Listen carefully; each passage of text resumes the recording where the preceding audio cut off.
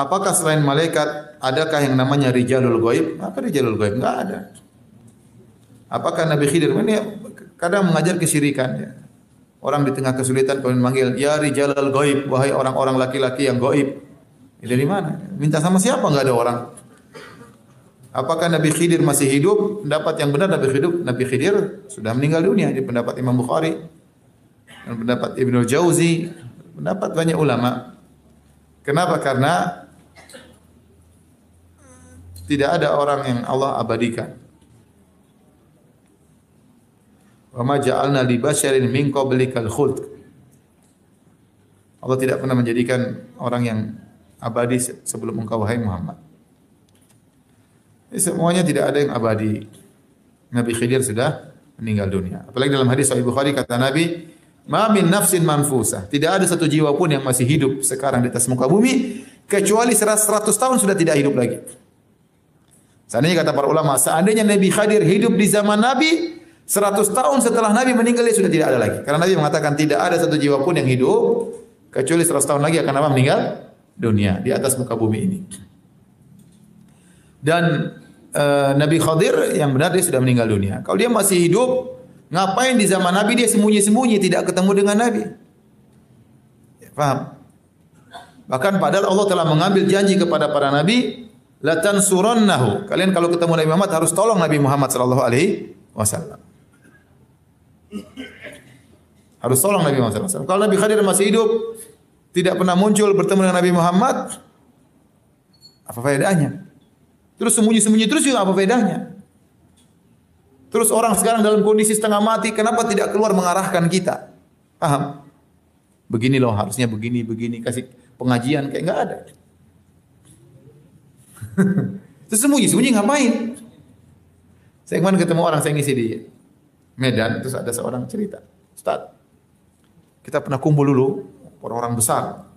Disebutkanlah beberapa orang-orang besar-besar. Kami ingin ketemu Nabi Khidir. Oh, iya, ketemu iya. Kami datang di suatu tempat, kumpul semua. Yang ketemu hanya tokoh-tokoh besar lah pokoknya. Orang-orang besar. Saya juga besar ya. Kemudian waktu tibanya Nabi Khidir, lampu dimatikan. Tegang dia Nabi Khidir. Ketemu Nabi Muhammad aja enggak begitu. Ini tegang begitu. Lampu dimatikan, setelah kami nunggu tiba-tiba ada cahaya dari atas. Cahaya, Masya Allah. Nabi Khidir apa alien ini? Dia cerita. Terus akhirnya kita lihat cahaya, kaget. Kalian bertemu? Iya, satu-satu masuk. Satu atau dua orang, enggak boleh semuanya. Dua orang masuk. Sampai situ Nabi Khidir tanya, "Apa yang kalian inginkan?" Subhanallah. Nabi Khidir bisa bahasa Indonesia. Nabi SAW saja nama Ibrani enggak tahu, Nabi suruh siapa namanya sahabat Zaid bin Sabit untuk belajar. Nabi Khidir mau apa? Minta apa? Bahaya seperti itu. Scroll lagi. Hilang lagi cahayanya. Nabi Khidir pulang. Mungkin ada pesawat di atas. Jadi yang benar Nabi Khidir sudah tidak ada.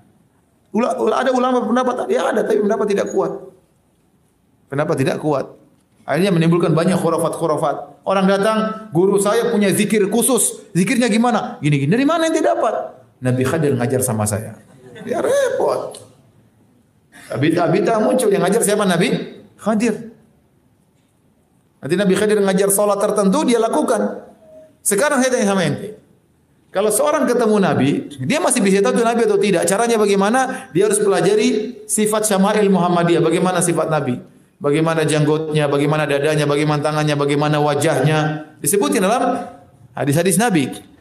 Nah, kalau ada orang ngaku jadi Nabi, dalam mimpi ketemu Nabi, ternyata tidak sesuai dengan sifat Nabi, maka itu bukan Nabi.